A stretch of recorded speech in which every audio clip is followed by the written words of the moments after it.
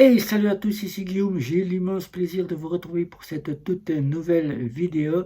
Et dans cette nouvelle vidéo, je vais donc vous expliquer comment bien sécuriser sa carte bancaire, surtout quand on a sa carte bancaire dans le portefeuille, de bien la sécuriser et de bien utiliser les options qui sont prévues sur vos applications pour la sécuriser.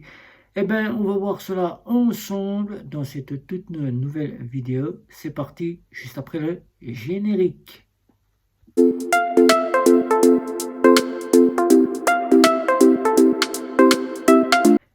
Eh oui, quand on paye sur Internet ou quand on a sa carte bancaire, qu'on la reçoit de chez notre bonne banque, je parle de cela, puisque notre bonne banque, c'est celle qui met notre argent sur un compte en banque pour que nous puissions l'utiliser après l'avoir reçu de divers organismes, notre salaire, nos prestations sociales, le chômage, la retraite, la caisse d'assurance maladie, etc., etc.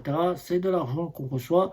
On prend sa carte bancaire et on n'a tout de suite pas l'idée de faire en sorte de la sécuriser.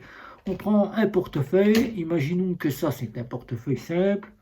On prend ce portefeuille, on met la carte bancaire dedans, on va se balader, on va faire les choses qu'on a à faire de la vie courante.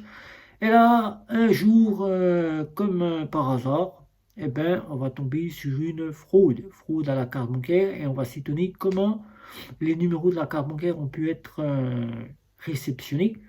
Car si on avait pris les devants et qu'on avait bien réfléchi, eh ben là, les numéros de la carte bancaire n'auraient pas été pris en charge par les fameux fraudeurs, et notre compte en banque serait bien gardé. Alors moi qui depuis 2018 n'ai plus subi de fraude, je touche du bois, comme on dit, je touche le bois. Donc je n'ai plus subi de fraude car j'ai appris ce qu'était la sécurité antifraude de nos fameuses cartes bancaires et ainsi comment bien sécuriser sa carte bancaire. Déjà d'une part, il faut bien sécuriser sa carte bancaire, surtout, je ne le répéterai jamais assez, sur les sites internet auxquels on va payer. Voilà, alors donc je vais vous donner des astuces pour bien sécuriser sa carte bancaire, partir serein, faire ses courses, partir serein, faire les boutiques, partir serein à la station essence, partir serein partout là où on ira, où on aura besoin de payer avec sa carte bancaire. Alors la première chose, maintenant qu'on sait qu'on peut se faire frauder n'importe quand et n'importe comment, soit sur Internet, là je ne le répéterai jamais assez, sur Internet il ne faut jamais enregistrer les numéros de la carte bancaire sur les sites Internet, car encore il y en a encore beaucoup qui le font pour ne pas devoir à taper ces numéros une fois que vous avez payé, pour que le prochain achat se fasse, on clique, on paye, on n'a plus besoin de mettre les numéros sur le site, c'est enregistré, et voilà. Donc on ne sait jamais qui est derrière le site. Donc déjà là, on n'a pas à enregistrer ces numéros de carte bancaire sur les sites internet. Là, on a des solutions de sécurité qui sont mises en place par nos fameuses banques et qui maintenant en 2024 devraient être à la portée de tous. La première sécurité, c'est les cartes e-bleu de nos fameuses banques traditionnelles classiques. Si vous disposez d'une carte Visa, je parle Visa pour la carte Visa des banques traditionnelles classiques, qu'elle soit Visa classique, qu'elle soit Visa électron, qu'elle soit Visa première ou qu'elle soit Visa autre, il y a les cartes e-bleu qui seront connectées à votre carte bancaire et qui généreront un code et un numéro de carte bancaire sans que votre numéro de carte bancaire soit le seul et unique code que vous allez utiliser. Le numéro, le code est le CVC. Voilà.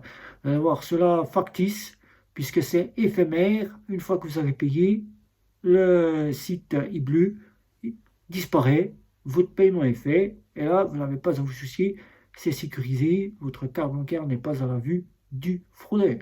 Le fraudeur pourra même réessayer de récupérer les numéros. Avec ces numéros, il ne pourra rien faire puisque c'est n'utilisable qu'une seule fois. Donc, comme vous les auriez déjà utilisés, eh ben, le fraudeur, il peut tenter autant de fois qu'il veut, ça ne passera pas puisque les numéros n'existent plus. Voilà. Il existe les cartes prépayées. Là, pour Internet, on peut prendre des cartes prépayées chez le buraliste. Ça remplace nos fameuses cartes bancaires et on n'a pas à mettre notre numéro de carte bancaire car ce sont des cartes prépayées qui n'ont pas de compte, qui sont sans compte, sans banque, qui n'ont qu'un compte de cantonnement et qui n'ont pas de banque derrière. Donc le fraudeur ne pourra rien faire puisque vous y mettez que l'argent dont vous avez besoin pour payer. Sauf ceux qui sont à me dire, mais moi si je prends une carte prépayée, j'en fais mon compte principal. Les cartes prépayées, c'est pas des cartes pour en faire son compte principal. Seules certaines commencent à passer et faire en sorte de devenir un compte principal pour certaines personnes qui mettent en place des cartes bancaires prépayées spéciales pour les comptes en banque principales, comme PCS Mastercard, qui commencent à faire en sorte de devenir on va dire une partie carte prépayée sans banque et même bien scrutée. C'est la vidéo que j'ai fait le plus de vues sur la chaîne YouTube. C'est PCS Mastercard, où on me pose encore beaucoup de questions sur PCS Mastercard.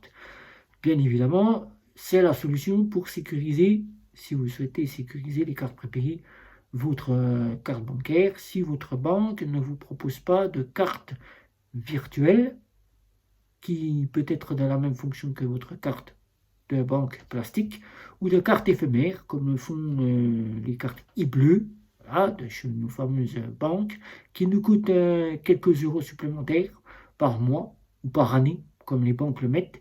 Vous avez les cartes éphémères dans nos fameuses banques en ligne. La seule qui le fera, c'est Fortuneo. Fortuneo avec ses cartes éphémères. Donc, vous n'aurez donc pas besoin de le faire. Il y avait nos fameuses cartes de chez Max ou Max pour moi qui avait lancé le côté carte éphémère. Carte fameuse Omax pour moi qui était une très très bonne fintech qui était agrégateur de cartes bancaires, mais aussi qui était compte en banque et qui était aussi carte éphémère. Dommage que cette solution ait quitté définitivement la partie fintech, puisque cette solution était une excellente partie pour en faire un compte principal. Voilà. Pour celui qui souhaitait en faire un compte principal. Ensuite, vous avez donc nos fameuses néobanques, les fameuses néobanques qui nous proposent des cartes virtuelles, tout comme par exemple le font une carte plastique, là où il faut débloquer sa carte de la même manière que la carte plastique. Donc là, il faut être vigilant aussi. Une fois que vous payez sur Internet, il faut bloquer la carte bancaire pour ne pas être à la vue du fraudeur et que le fraudeur essaye les numéros de la carte bancaire. Vous avez les cartes éphémères de nos fameuses néobanques Revolut. Revolut qui a lancé la carte éphémère, la petite carte rose. Elle est rose, voilà, vous ne pouvez pas y échapper, c'est la couleur rose. Voilà. Vous allez me dire que c'est pour les filles. C'est pour les filles. Non, c'est Revolut qui a décidé de mettre le rose. Voilà, donc c'est une carte éphémère. Numéro qui change, vous payez et le numéro disparaît, il n'existe plus. C'est un nouveau numéro qui est accordé. Vous avez les fameuses CVC, les fameux CVC digital, éphémères, voilà, qui changent tous les 4 à 5 minutes, comme le fait la Société Générale avec un CVC digital. Un CVC digital, comme le fait aussi la banque BNP Paribas, qui a lancé aussi le fameux CVC digital, qui a lancé aussi Bunk, le fameux CVC digital, qui est une très bonne sécurisation pour la carte bancaire. C'est un code de CVC qui change tous les 4 à 5 minutes. Donc là, vous n'avez pas à vous soucier. Il suffit de l'activer chez Bunk. Une fois qu'elle est activée chez Bunk, votre carte est totalement sécurisée. Le fraudeur a 4 à 5 minutes pour trouver le CVC. Si au bout des 4 à 5 minutes, il ne l'a pas trouvé, eh bien là, il peut tenter autant de fois qu'il veut. Il ne trouvera pas le CVC puisque le CVC qu'il pourra obtenir, c'est peut-être le CVC que vous avez eu avant, alors que le nouveau CVC est déjà sur votre carte bancaire. C'est 4 à 5 minutes, alors activez-le chez Bank et à la Société Générale et à la BNP Paribas. N'hésitez pas à le demander. Ça coûte quelques euros supplémentaires à la Société Générale, mais c'est une très bonne sécurisation pour pouvoir payer sur Internet en toute sécurité. Ensuite, tout simplement, je vous ai dit que pour éviter que votre carte bancaire ne soit piratée, pour les plafonds, surtout que je vous ai parlé aussi qu'ils ne soient impactés, mais surtout aussi pour éviter la partie que votre carte soit piratée, il y a le prélèvement SEPA. Il suffit de se mettre au prélèvement SEPA et de prendre conscience que le prélèvement SEPA, ça évite de mettre les numéros de la carte bancaire sur Internet et de se voir frauder. Voilà. Là, pour sécuriser sa carte bancaire, quand vous partez avec votre portefeuille, là, vous prenez votre carte bancaire que vous recevez de votre banque, tout de suite, vous la déballez, vous signez au dos, et là, tout de suite, qu'est-ce que vous faites? Vous la mettez dans le portefeuille. Votre portefeuille, il n'est pas sécurisé. C'est un portefeuille simple. Pour certains qui achètent des portefeuilles simples, ils ne se cassent pas la tête. Votre portefeuille n'est pas sécurisé. Alors, donc, votre carte passe. Il faut savoir que votre carte comporte le RFID, voilà, le RFID, son contact que vous voyez ici, voilà, je vous montre ici, son contact que vous voyez ici, voilà, le NFT, la fonction que vous avez sur votre smartphone, auquel vous pouvez avoir cela sur les TPE. Il suffit simplement qu'un TPE se connecte à votre portefeuille. Et puis là, clac, ça passe sans contact. Et là, on a que votre compte. Plus le TPE se rapprochera de votre portefeuille, plus il arrivera à vider votre compte en banque. Et là, plus vous verrez une personne qui essaye de se frotter à vous, eh bien méfiez-vous, il pourra peut-être avoir un terminal de paiement dans sa poche, ou bien un smartphone qui dispose de la fonctionnalité sans contact. Et là, qu'est-ce qui se passe? S'il a un logiciel qui peut capturer les numéros de la carte bancaire avec le NFT, le sans contact fera le nécessaire pour que les numéros soient piratés. Alors la première fonction, c'est de vous rendre directement sur votre application. Ça, vous allez me dire, ouais, mais à chaque fois, je vais devoir me rendre sur mon application, débloquer ma carte bancaire, perdre du temps, rebloquer ma carte bancaire, et quand je vais devoir aller payer ailleurs, ça se trouve, je vais quasiment oublier que ma carte bancaire, je l'ai bloquée. Eh bien, si vous n'y prenez pas le temps, tout simplement, ben, votre carte, elle est piratable à tout moment. Alors, la première des choses, c'est soit de vous rendre dans votre application, là que vous voyez ici, la partie carte bancaire. Et là, vous avez deux fonctionnalités qui sont très intéressantes et qui va être crucial de prendre en charge. Blocage total de votre carte bancaire, c'est-à-dire que vous allez bloquer votre carte entièrement. Le fraudeur ne pourra plus rien faire, ni paiement, ni retrait, ni sans contact, il ne pourra plus rien faire. Ou si vous ne faites que la deuxième partie, c'est le sans contact. Vous bloquez le sans contact. Et là, le fraudeur, s'il a un appareil NFT, comme je vous ai dit, ou un terminal de paiement, il ne pourra donc pas pirater votre carte bancaire, il ne pourra pas vider votre compte en banque, puisque le NFT sera désactivé de votre carte bancaire. C'est-à-dire désactivé, le sans contact sera totalement désactivé, c'est-à-dire que le sans contact qui est ici, voilà, sera totalement désactivé. Plus de sans contact, donc si vous sollicitez faire un sans contact chez un commerçant, il faudra réactiver depuis votre application ce sans contact. Mais là, je vois encore, comme je vous ai dit, certaines personnes, ouais, mais si je bloque le sans contact, ça est pareil que si je bloquais ma carte bancaire, ça va me prendre du temps, ça va me faire un ennui supplémentaire. Et ben moi, je laisse ma carte bancaire comme ça, et puis ben je ne mets pas à me soucier, et puis ben voilà. Et ben le jour où tu te feras bloquer, et ben tu reviendras à ce que je viens de dire dans cette vidéo. Il avait raison, il faut bloquer. Si je n'utilise pas, c'est qu'il vient à la suite. À la suite, et ben, tout simplement, si vous voulez être vraiment sécurisé sans avoir à vous soucier directement du blocage et du blocage du sans contact, c'est-à-dire ne pas vous rendre sur votre application tous les 5 minutes pour débloquer votre carte et la rebloquer tout de suite dès que vous avez payé, il existe que vous pouvez demander à votre banque, c'est totalement gratuit. Votre banque en a en stock, maintenant que la partie sécurisée est obligatoire, puisque c'est une obligation d'être bien sécurisé au niveau de votre carte bancaire. Eh bien, il existe des petites pochettes comme ceci, voilà, qui sont totalement gratuites dans votre banque. C'est celle que vous avez dans votre banque, c'est celle-ci. Voilà, vous les avez à la caisse d'épargne, à la Banque Populaire, vous les avez au Crédit Mutuel, vous les avez au Crédit Agricole. Le Crédit Agricole peut vous remettre des pochettes plastiques, RFID, marquées RFID. Ici, vous avez ici la notion, je ne sais pas si on va le voir ici, RFID. Voilà, ici, RFID. RFID, c'est l'anti sans contact, comme vous voyez le logo sans contact. RFID, c'est qui vous dit que cette pochette-là, les ondes du RFID ne passeront pas à travers. Voilà. Les ondes ne passeront pas. Grâce à ça, les ondes ne passeront pas. C'est une méthode bien réalisée par une personne qui a créé ça. Voilà.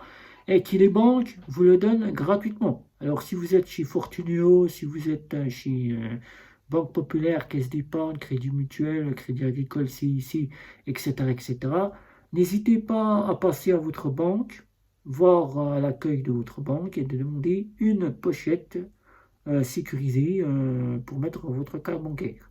C'est gratuit, vous la redonne instantanément et vous repartez, vous mettez votre carte bancaire, elle est totalement sécurisée. Vous n'avez plus à vous soucier de bloquer et de débloquer votre carte bancaire. Vous pouvez la laisser libre et partir librement sans avoir à la bloquer. Ensuite, il existe des petits portefeuilles comme ça, ici. Voilà, des petits portefeuilles comme ça, ici, qui sont RFID. RFID, c'est des portefeuilles minimalistes. Vous avez des portefeuilles RFID avec lesquels vous pouvez y mettre votre carte bancaire à l'intérieur. Et là, vous êtes sécurisé puisque vous avez la partie RFID. Voilà, RFID. Celui-ci, c'est un portefeuille que j'ai choisi. Il y avait le logo qui était apparu dessus, le logo qui s'enlevait facilement. Voilà. C'était un petit bout de plastique qui était marqué sans contact protégé. Voilà, sans contact protégé. Et moi, ces portefeuilles-là, quand c'est des petits portefeuilles à bas prix, parce qu'ils ne m'ont pas coûté très cher, ça peut coûter entre 7, 8 euros, 10 euros, ça peut aller jusqu'à des centaines d'euros. Et bien moi, celui-ci m'a coûté une dizaine d'euros, il ne m'a pas coûté très cher. J'ai pas entièrement confiance quand ce n'est pas inscrit totalement sur le portefeuille qu'il y a la notion, comme vous l'avez ici sur ce porte-carte, RFID avec le son contact. Voilà. Tant que ce n'est pas précisé RFID et puis qu'il y a le petit son contact au-dessus, eh ben moi j'ai pas confiance en ces petits portefeuilles là. Donc vous en trouvez chez Amazon, vous pouvez en trouver dans vos supermarchés, mais dans les supermarchés j'ai pas entièrement confiance. Vous avez des porte-cartes aussi, où c'est que vous pouvez mettre deux cartes, que vous voyez ici, porte-carte deux cartes, où vous mettez votre carte à l'intérieur et votre carte est protégée grâce à un endossage métallique qui fait que son contact ne passe pas à travers. Moi, pour ce portefeuille-là, simplement j'utilise ça. Voilà, comme je n'ai pas confiance en ce portefeuille qui n'est pas précisé RFID, puisque simplement une étiquette était mentionnée protected, et puis il y avait le logo sans contact. J'ai pas très confiance, donc je prends ce petit porte-carte, cette pochette porte-carte que m'a remis la banque, et j'utilise ma carte bancaire sans me soucier du blocage et du déblocage. Voilà. Donc, c'est les solutions qui sont là. Je vous les ai remis. Vous pouvez protéger votre carte bancaire. Si vous partez avec votre portefeuille sans la protéger, ben faites très attention. Car dans la rue, toute personne qui passe à côté de vous, ou qui vous bouscule, ou qui vous pousse, ou qui tente de s'approcher directement de vous, faites très attention. Regardez bien autour de vous.